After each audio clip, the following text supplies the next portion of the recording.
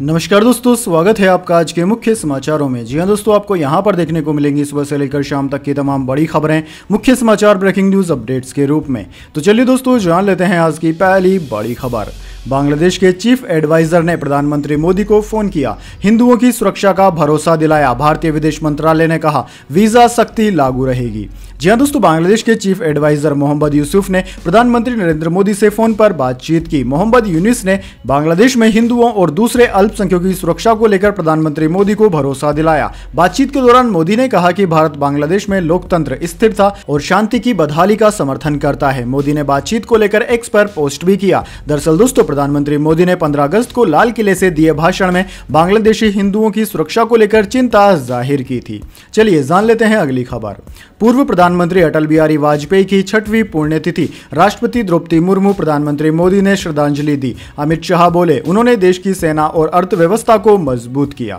जी हां दोस्तों, देश के पूर्व प्रधानमंत्री अटल बिहारी वाजपेयी की आज 6वीं पुण्यतिथि थी। अटल बिहारी का निधन 16 अगस्त 2018 को 83 साल की उम्र में हो गया था। दोस्तों, उनकी समाधि सदैव अटल पर श्रद्धांजलि कार्यक्रम हुआ। राष्ट्रपति द्रौपदी मुर्मू, प्रधानमंत्री मोदी समेत कई वरिष्ठ नेता वहां पहुंचे। दिल्ली में स्मृति स्थल पर हुई प्रार्थना सभा में राष्ट्रपति, उपराष्ट्रपति जगदीप धनखड़ के साथ राजनाथ सिंह, जेपी नड्डा, लोकसभा अध्यक्ष ओम बिरला, मनोहर लाल खट्टर समेत एनडीए अलायंस और भारतीय जनता पार्टी के सभी सदस्य भी मौजूद थे। चलिए जान लेते हैं अगली खबर। जम्मू कश्मीर में 18 सितंबर से वोटिंग, हरियाणा में 1 अक्टूबर को, 4 अक्टूबर को आएंगे रिजल्ट। महाराष्ट्र में त्योहार के बाद चुनाव, झारखंड का जिक्र नहीं। जी हां दोस्तों, चुनाव आयोग ने शुक्रवार को जम्मू कश्मीर और हरियाणा में विधानसभा चुनाव की तारीखों का ऐलान कर दिया। जम्मू कश्मीर की 90 विधानसभा सीटों पर 3 फेज में 18 सितंबर, 25 सितंबर और 1 अक्टूबर को वोट डाले जाएंगे। वहीं दोस्तों, हरियाणा की सभी 90 सीटों पर सिंगल फेज में 1 अक्टूबर को वोटिंग होगी। दोनों राज्यों के नतीजे 4 अक्टूबर को आएंगे। वहीं दोस्तों, जम्मू कश्मीर में 10 साल बाद विधानसभा चुनाव होने वाले हैं। अनुच्छेद 370 हटने के बाद यह पहला विधानसभा चुनाव होगा। सीईसी राजीव कुमार बोले, महाराष्ट्र में त्योहार की वजह से चुनाव बाद में होंगे। उन्होंने झारखंड का भी जिक्र किया। चलिए जान लेते हैं अगली खबर। बंगाल की खाड़ी में तेज हलचल, 2 से 3 दिनों में खतरनाक होंगे हालात, आईएमडी ने दे दिया अलर्ट। जी हां दोस्तों, देश के पश्चिमी, उत्तरी और पूर्वी हिस्सों में इन दिनों दक्षिण पश्चिमी मानसून एक्टिव है। इसके चलते गोवा, महाराष्ट्र, गुजरात से लेकर दिल्ली, उत्तर प्रदेश, बिहार, झारखंड, ओडिशा, पश्चिम बंगाल में मध्यम से तेज बारिश हो रही है। पूर्वोत्तर के राज्यों में भी मूसलाधार बारिश का रिकॉर्ड दर्ज किया गया। कुछ प्रदेशों में तो हालात बेहद खराब हैं। ऐसे में भारतीय मौसम विज्ञान विभाग यानी कि इंडियन मेट्रोलॉजी डिपार्टमेंट ने मौसम के मिजाज को लेकर ताजा अपडेट जारी किया है। भारतीय मौसम विज्ञान विभाग के वैज्ञानिकों ने कुछ राज्यों में भारी से बहुत भारी बारिश होने का पूर्वानुमान जारी किया है। बंगाल की खाड़ी में तेज हलचल होने के चलते आईएमडी ने हालात के बिगड़ने का अंदेशा जताया। चलिए दोस्तों, जान लेते हैं अगली खबर। 10वीं के छात्र को मारा चाकू, अचानक बिगड़ा माहौल, कई जगह आगजनी और तोड़फोड़ के बाद धारा 144 से लागू। जी हां दोस्तों, राजस्थान के उदयपुर में एक हैरान कर देने वाली घटना हुई, जहां 10वीं क्लास के एक छात्र पर उसी के स्कूल के एक अन्य छात्र ने चाकू से हमला कर दिया। इसके बाद अचानक शहर का माहौल बिगड़ गया और कई जगह पर आगजनी और तोड़फोड़ होने लगी। उपद्रवियों ने कई कारों में आग लगाई। हालात को देखते हुए पुलिस ने धारा 144 लागू कर दी है। दरअसल दोस्तों, यह घटना शहर के सूरजपोल थाना क्षेत्र के भटियानी चौहट्टा स्थित राजकीय उच्च माध्यमिक विद्यालय में हुई। मौके पर पहुंचकर जिला कलेक्टर ने लोगों से शांति बनाए रखने की अपील की। दोस्तों, बताया जा रहा है कि चाकूबाजी में घायल हुए छात्र की स्थिति बेहद नाजुक है। उसे आईसीयू में शिफ्ट किया गया है। डॉक्टर की एक टीम घायल छात्र की मॉनिटरिंग में लगी हुई है। घटना के बाद चप्पे चप्पे पर पुलिस बल तैनात किया गया है। दरअसल दोस्तों, मामले की बात करें तो जानकारी के मुताबिक दोनों छात्रों के बीच किसी बात को लेकर झगड़ा हुआ था। इसके बाद समुदाय विशेष के छात्र ने दूसरे छात्र को चाकू से वार करके घायल कर दिया। घायल बच्चे की खबर सामने आने के बाद बड़ी संख्या में हिंदू संगठन के लोग इकट्ठे हुए और हंगामा शुरू कर दिया। चलिए दोस्तों, जान लेते हैं अगली खबर। कोलकाता रेप मर्डर केस, पूर्व प्रिंसिपल सीबीआई हिरासत में, परिवार को इंटर्न डॉक्टरों पर भी शक, केंद्र बोला हेल्थ वर्कर्स पर हमला तो 6 घंटे में एफआईआर कराएं। जी हां दोस्तों, कोलकाता में ट्रेनी डॉक्टर से रेप मर्डर मामले में पीड़ित परिवार से शुक्रवार 16 अगस्त को सीबीआई ने बातचीत की। परिवार ने अस्पताल के कुछ इंटर्न और डॉक्टर्स पर भी इस केस में शामिल होने का शक जताया है। सीबीआई ने कहा है कि पीड़ित परिवार ने कुछ नाम लिखाए हैं। हम अभी 30 से ज्यादा लोगों से पूछताछ करेंगे। सीबीआई ने कहा कि आज 2 पीएचडी ट्रेनी डॉक्टर और एक हाउस स्टाफ को पूछताछ के लिए बुलाया गया। घटना वाली रात ये लोग पीड़ित डॉक्टर के साथ ड्यूटी पर थे। राधा गोविंदकर मेडिकल कॉलेज और अस्पताल के पूर्व प्रिंसिपल संदीप घोष को भी हिरासत में लिया गया है उनसे भी पूछताछ की जा रही है। चलिए दोस्तों जान लेते हैं अगली खबर। उद्धव ठाकरे बोले चुनाव से पहले सीएम फेस का ऐलान हो, कहा पवार साहब और कांग्रेस जिसका नाम तय करेंगे उसका समर्थन करूंगा। जी हां दोस्तों, महाराष्ट्र के पूर्व मुख्यमंत्री उद्धव ठाकरे ने शुक्रवार को कहा कि चुनाव से पहले सीएम फेस का ऐलान होना चाहिए। पवार साहब और कांग्रेस नेता पृथ्वीराज जिसे भी सीएम बनाएंगे मैं उनका समर्थन करूंगा। मुंबई में महाविकास अघाड़ी एमवीए की मीटिंग में कार्यकर्ताओं को संबोधित करते हुए उद्धव ने कहा कि मैं अधिकतम विधायकों वाली पार्टी को मुख्यमंत्री पद मिलने के फार्मूले का समर्थन नहीं करता। महाराष्ट्र सरकार बहनों को 1500 रुपए देने का ऐलान कर रही है, लेकिन इनकी योजनाओं का प्रचार करने के लिए 10,000 रुपए खर्च कर रही है। सरकार गिराने के लिए 50 खोखे और लड़की बहन को 1500 रुपए। दरअसल महाराष्ट्र में अक्टूबर में विधानसभा चुनाव हो सकते हैं, इसे लेकर ही महाविकास अघाड़ी की आज मीटिंग हुई थी जिसमें पूर्व मुख्यमंत्री उद्धव ठाकरे ने यह बातें कही। चलिए दोस्तों जान लेते हैं अगली खबर। इसरो की EOS-08 सैटेलाइट लॉन्चिंग सफल हुई। सबसे छोटे रॉकेट SSLV से भेजा गया। 1 साल का यह मिशन आपदा का अलर्ट देगा। जी हां दोस्तों, Indian space research organisation ISRO ने देश के सबसे छोटे रॉकेट SSLV-D3 से अर्थ ऑब्जर्वेशन सैटेलाइट 8 EOS-08 को श्रीहरिकोटा के सतीश धवन स्पेस सेंटर से लॉन्च कर दिया। इसरो चेयरमैन S सोमनाथ ने बताया कि लॉन्चिंग सफल रही। उन्होंने पूरी टीम को बधाई दी। दोस्तों, यह सैटेलाइट पृथ्वी की कक्षा से बाहर करीब 475 किलोमीटर ऊपर स्थापित किया गया है। यह 1 साल तक काम करेगा। EOS-08 सैटेलाइट का मकसद पर्यावरण और आपदा को लेकर सटीक जानकारी देना है। चलिए दोस्तों जान लेते हैं अगली खबर। जम्मू कश्मीर में 200 से ज्यादा अफसरों के तबादले हुए। चुनाव के ऐलान से एक दिन पहले एक्शन, इसमें 8 DIG समेत 33 अधिकारी शामिल हैं।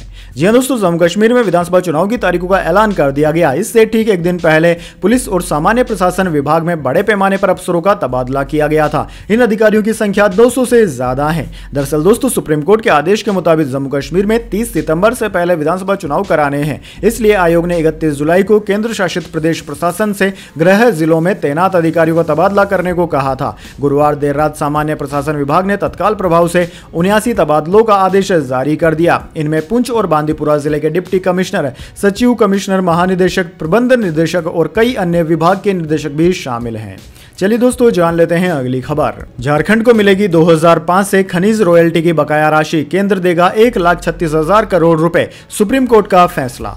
जी हां दोस्तों, राज्य सरकारें अब 1 अप्रैल 2005 के बाद से केंद्र और खनन कंपनियों से पिछला बकाया वसूल कर सकेंगी। दरअसल दोस्तों, खनिज अधिकारों पर टैक्स लगाने का अधिकार राज्यों के पास ही रहेगा। सुप्रीम कोर्ट से केंद्र और माइनिंग कंपनियों को बड़ा झटका लगा है। 9 जजों की संविधान पीठ ने खनिज अधिकारों और खनिज वाली भूमि पर टैक्स लगाने के मामले पर बड़ा फैसला सुनाया। झारखंड के सीएम हेमंत सोरेन ने इस फैसले को ऐतिहासिक बताया। दरअसल दोस्तों, केंद्र सरकार पर झारखंड के बकाया 1,36,000 करोड़ रुपए के मामले में सुप्रीम कोर्ट के फैसले का JMM ने स्वागत किया। JMM महासचिव विनोद पांडे ने कहा कि लंबे संघर्ष के बाद आज ये दिन आया है जब सुप्रीम कोर्ट ने राज्य की जनता के हित में फैसला सुनाया। सुप्रीम कोर्ट के इस फैसले के प्रति वो आभार व्यक्त करते हैं। चलिए दोस्तों जान लेते हैं अगली खबर। नेशनल अवार्ड जीतने पर यश ने दी ऋषभ को बधाई। गुलमोहर को बेस्ट हिंदी फिल्म चुने जाने पर शर्मिला बोली, इस जीत से बहुत खुश हूं। जी हां दोस्तों, शुक्रवार को 70वें नेशनल फिल्म अवार्ड का अनाउंसमेंट किया गया। इसमें मनोज वाजपेयी और शर्मिला टैगोर की फिल्म गुलमोहर को बेस्ट हिंदी फिल्म चुना गया। फिल्म कांतारा के लिए ऋषभ शेट्टी बेस्ट एक्टर चुने गए। इस अनाउंसमेंट के बाद शर्मिला टैगोर ने इस जीत पर खुशी जाहिर की। उन्होंने कहा कि मैं खुद के और टीम के लिए बहुत ज्यादा खुश हूं। वहीं KGF स्टार यश ने बेस्ट एक्टर चुने जाने पर ऋषभ शेट्टी को बधाई दी। उन्होंने कहा कि यह वास्तव में नेशनल स्टेज पर कन्नड़ सिनेमा का चमकता हुआ पल है। चलिए दोस्तों जान लेते हैं अगली खबर। बांग्लादेश में मोहम्मद यूनुस ने कमान संभालते ही उठाया बड़ा कदम, 7 देशों से राजदूत बुला लिए वापस। जी हां दोस्तों, बांग्लादेश में शेख हसीना के प्रधानमंत्री पद गंवाने और देश छोड़कर भारत आने के बाद अब देश की कमान अगले चुनाव होने तक Nobel prize winner Muhammad Yunus के हाथों में है। आर्थिक और राजनीतिक मोर्चे पर उठापटक झेल रहे बांग्लादेश ने अचानक कई देशों से अपने राजदूत वापस बुला लिए हैं। ऐसा क्यों किया गया, इसकी एक खास वजह भी है। दरअसल दोस्तों, बांग्लादेश की नई सरकार ने अमेरिका, मालदीव, संयुक्त अरब अमीरात, रूस, सऊदी अरब, जापान और जर्मनी में तैनात अपने राजदूतों को वापस बुलाने का फैसला किया। इन्हें शेख हसीना के कार्यकाल में नियुक्त किया गया था। ऐसे में अब बांग्लादेश सभी देशों में अपने नए राजदूतों को नियुक्त करेगा। चलिए दोस्तों जान लेते हैं अगली खबर। सिसोदिया ने मुख्यमंत्री केजरीवाल को जन्मदिन की दी बधाई, कहा वे तानाशाही के खिलाफ सबसे कठिन लड़ाई लड़ रहे हैं, शाम को पैदल मार्च करेंगे। जी हां दोस्तों, दिल्ली के पूर्व डिप्टी सीएम मनीष सिसोदिया ने सीएम अरविंद केजरीवाल को जन्मदिन की बधाई देते हुए उन्हें देशभक्त और क्रांतिकारी नेता कहा। एक्स पर एक पोस्ट में सिसोदिया ने लिखा कि देश में चल रही तानाशाही के खिलाफ सबसे कठिन लड़ाई लड़ने वाले मेरे प्रिय मित्र और राजनीतिक गुरु को जन्मदिन की हार्दिक शुभकामनाएं। सिसोदिया ने खुद को केजरीवाल का सिपाही बताया और कहा कि उन्होंने तानाशाह के सामने घुटने टेकने के बजाय जेल जाना चुना। आज देश का लोकतंत्र अरविंद केजरीवाल के रूप में कैद है।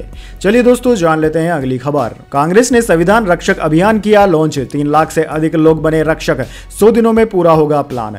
जी हां दोस्तों, लोकसभा चुनाव 2024 में कांग्रेस की बड़ी सीटों में संविधान बचाओ मुद्दा सबसे बड़ा विषय रहा। दरअसल दोस्तों, कांग्रेस का मानना है कि लोकसभा चुनाव में बीजेपी का 400 सीट की बात और संविधान बदलने का नैरेटिव कांग्रेस के लिए फायदे भरा साबित रहा। यही वजह है कि कांग्रेस अब इस नैरेटिव को विधानसभा चुनाव में भी लेकर आई है। कांग्रेस एससी विभाग ने आज दिल्ली में संविधान रक्षक कार्यक्रम का आयोजन किया। कार्यक्रम की अध्यक्षता कर रहे कांग्रेस कोषाध्यक्ष अजय माकन ने कहा कि 100 दिन में पूरे देश भर में संविधान रक्षक अभियान कांग्रेस पार्टी करेगी। पूरे देश भर में 3 लाख संविधान रक्षक बना दिए गए हैं। दिल्ली की 70 विधानसभा क्षेत्रों में जाकर संविधान रक्षक बनाए जाएंगे।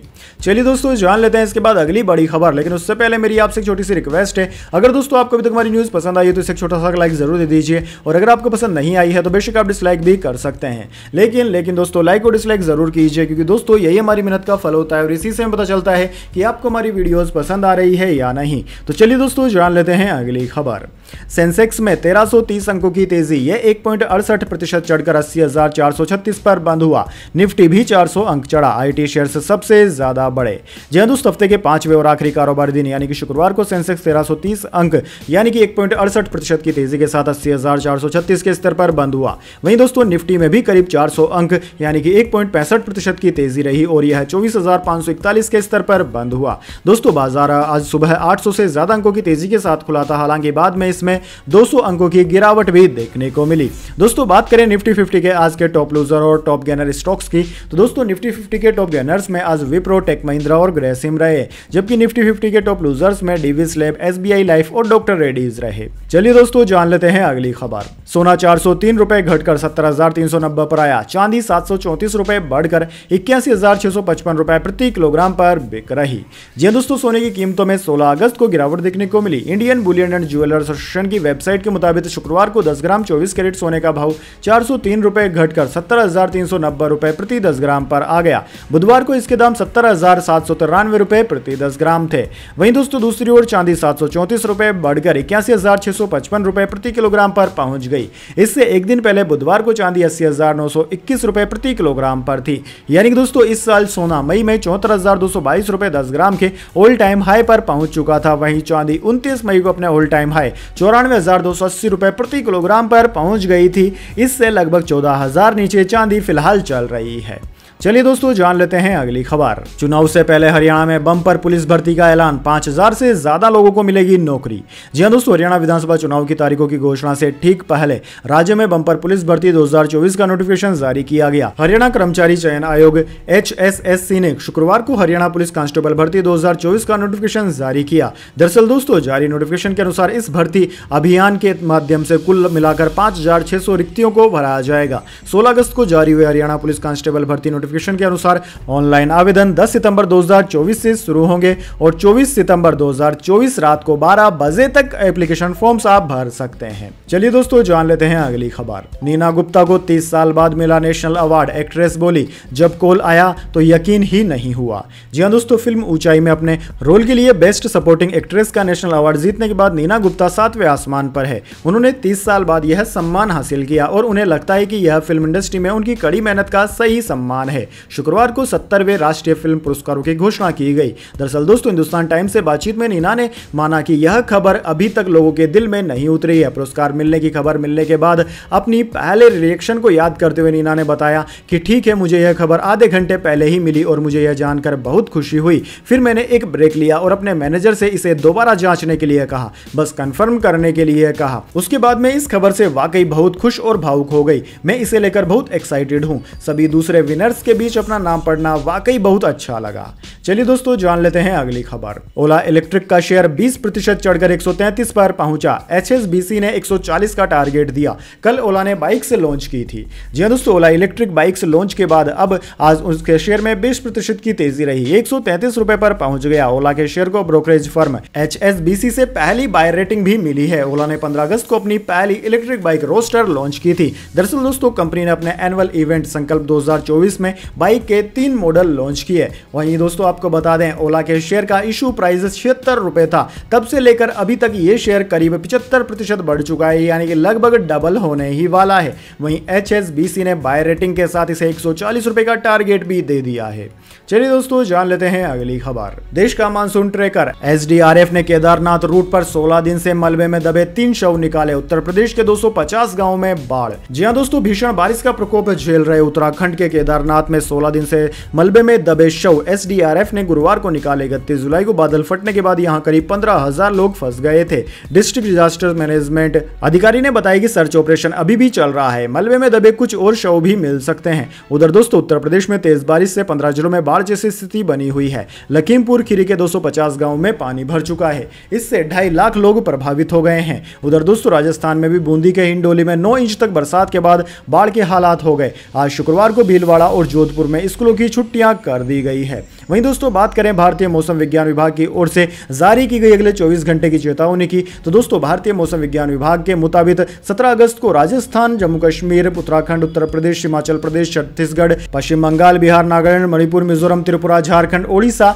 तमिलनाडु, केरल, लक्षद्वीप, कर्नाटक में भारी से भारी बारिश की संभावना है। चलिए दोस्तों जान लेते हैं अगली खबर। अब पाकिस्तान में मिला मंकी पॉक्स का केस। WHO ने एक दिन पहले ही इसे हेल्थ इमरजेंसी घोषित किया। इस साल 500 से ज्यादा मौत। जी हां दोस्तों, स्वीडन के बाद अब पाकिस्तान में भी मंकी पॉक्स का केस मिला है। राइटर्स के मुताबिक पाकिस्तान में शुक्रवार को मंकी पॉक्स के 3 केस मिले। दरअसल दोस्तों सभी UAE की यात्रा करके लौटे थे। अभी पता नहीं चल पाया है कि मरीजों में कौन सा वेरिएंट है। तीनों मरीजों को अलग अलग रखा गया है। दरअसल दोस्तों इससे पहले गुरुवार को स्वीडन में मंकी पॉक्स का मामला सामने आया था। अफ्रीका के बाद यह पहला मामला था। रिपोर्ट के मुताबिक मरीज में मंकी पॉक्स का क्लेड आई वेरिएंट पाया गया, जो कि एक जानलेवा वेरिएंट है। चलिए दोस्तों जान लेते हैं अगली खबर। करीना ने निर्भया से की कोलकाता रेप केस की तुलना। प्रीति जिंटा बोली, पीड़ित का चेहरा लीक किया जाता है, आरोपी का छिपा कर रखते हैं। जी हां दोस्तों, कोलकाता के RG मेडिकल कॉलेज और हॉस्पिटल में महिला डॉक्टर के साथ बर्बरता हुई। गैंग रेप किया गया और फिर उसकी हत्या कर दी गई। मामला सामने आने के बाद हजारों लोग न्याय की गुहार लगाते हुए सड़कों पर प्रदर्शन कर रहे हैं। वहीं दोस्तों देश भर में जनता के बीच आक्रोश है। कुछ समय पहले ही आलिया भट्ट, आयुष्मान खुराना समेत कई बॉलीवुड सेलिब्रिटीज ने इस मामले पर अपना गुस्सा जाहिर किया था। इसमें अब प्रीति जिंटा, करीना कपूर समेत कई और अन्य लोग भी जुड़ चुके हैं। दरअसल दोस्तों करीना कपूर ने बीते दिन सोशल मीडिया पर इस केस की तुलना 12 साल पहले हुए निर्भया मामले से की। उन्होंने एक पोस्ट में लिखा कि 12 साल बाद भी वही कहानी और वही प्रोटेस्ट है, लेकिन हम अब भी वही बदलाव का इंतजार कर रहे हैं। चलिए दोस्तों जान लेते हैं अगली खबर। रूस में यूक्रेनी सेना 35 किलोमीटर तक दाखिल हुई। सुतजा पर कब्जा किया। 10 दिन में 82 गांव छीने। 2 लाख से ज्यादा लोगों ने घर छोड़ा। जी हां दोस्तों, राष्ट्रपति व्लादिमीर जेलेंस्की ने दावा किया है कि यूक्रेन ने रूसी शहर सुतजा पर कब्जा कर लिया है। यूक्रेनी सेना रूस में 35 किलोमीटर अंदर घुस चुकी है। जेलेंस्की ने गुरुवार को वीडियो संदेश में कहा कि सुतजा में अब यूक्रेनी मिलिट्री कमांडेंट का सेंटर खुल चुका है। उन्होंने कहा कि यूक्रेनी सेना ने बीते 10 दिनों में रूस के 82 गांवों पर कब्जा कर लिया। सुतजा यूक्रेनी सीमा से लगभग 10 किलोमीटर दूरी पर है। इसकी आबादी करीब 5000 है। यहाँ रूस का एक गैस पाइपलाइन स्टेशन है। इसकी मदद से वह यूरोपीय देशों को गैस सप्लाई करता है। चलिए दोस्तों जान लेते हैं अगली खबर। जापान के पूर्वी तट से टकराया एम्पिल तूफान। 216 किलोमीटर प्रति घंटे की रफ्तार से चल रही है हवाएं। 4 लाख से अधिक लोग हुए प्रभावित। जी हां दोस्तों, जापान में शुक्रवार शाम को एम्पिल तूफान पूर्वी तट से टकरा गया। जापान मौसम विज्ञान विभाग एजेंसी ने इसे शक्तिशाली और खतरनाक तूफान बताया। तूफान की वजह से राजधानी टोक्यो सहित कई पूर्वी इलाकों में भारी बारिश और तेज हवाएं चल रही है, जिसके बाद प्रशासन ने जापान के पूर्वी इलाकों से लोगों को सुरक्षित जगह पहुंचाने के आदेश दिए हैं। कई जगहों से लोगों के घायल होने की सूचना भी आ रही है। वहीं दोस्तों तूफान 216 किलोमीटर प्रति घंटे की रफ्तार से आगे बढ़ रहा है। चलिए दोस्तों जान लेते हैं अगली खबर। कामाख्या मंदिर का घंटों का सफर होगा मिनटों में, नहीं चढ़नी होगी पहाड़ी, दर्शन होंगे आसान। जी हां दोस्तों, कामाख्या देवी का सफर आसान होने जा रहा है। दरअसल दोस्तों श्रद्धालुओं को पहाड़ी चढ़ने की जरूरत अब नहीं पड़ेगी। दरअसल दोस्तों समय की भी भी बचत हो सकती है। घंटों का सफर मिनटों में पूरा हो जाएगा। दरअसल सड़क परिवहन मंत्रालय द्वारा श्रद्धालुओं की सुविधा के लिए रोपवे का निर्माण किया जा रहा है। इस वर्ष अंत तक टेंडर जारी हो जाएगा और फिर काम भी शुरू हो जाएगा। National highway authority of India की company national highway logistic management limited देश भर में 60 किलोमीटर से अधिक लंबाई के रोपवे का काम शुरू करने जा रही है। यह सभी अर्बन रोपवे है। इनमें से तमाम के टेंडर भी अलॉट किए जा चुके हैं और कुछ अलॉट होने बाकी हैं। इनमें से एक कामाख्या देवी मंदिर का रोपवे भी है। दरअसल दोस्तों आपकी जानकारी के लिए बता दें, कामाख्या देवी मंदिर तक पहुंचने के लिए आपको काफी ज्यादा सीढ़ियां चढ़नी पड़ती है, जो कि काफी थकान भरी यात्रा होती है। तो दोस्तों यह थी आज की तमाम बड़ी खबरें। इसके बाद दोस्तों बारी आती है आज के माइंड क्विज क्वेश्चन की। जी हाँ दोस्तों, एक आसान से सवाल का जवाब देकर आप जीत सकते हैं एक सरप्राइज गिफ्ट हमारे यूट्यूब चैनल की ओर से। तो दोस्तों आज का सवाल आपकी स्क्रीन पर आ चुका है। भारत के राष्ट्रगान जन गण मन के रचयिता का नाम क्या है? जी हाँ दोस्तों, अगर आप जानते हैं कि भारत के राष्ट्रगान के रचयिता का नाम क्या है तो जल्दी से उनका नाम कमेंट बॉक्स में लिख दीजिए। अगर दोस्तों आपका जवाब होता है एकदम सही और आप चुन जाते हैं लकी विजेता के रूप में, तो आपको मिल सकता है एक सरप्राइज गिफ्ट हमारे यूट्यूब चैनल की ओर से। तो दोस्तों जल्दी से अपना उत्तर कमेंट बॉक्स में लिख दीजिए, वीडियो को लाइक कर लीजिए और चैनल को सब्सक्राइब करके बेल आइकन भी दबा लीजिए। धन्यवाद। वंदे मातरम। जय हिंद, जय भारत।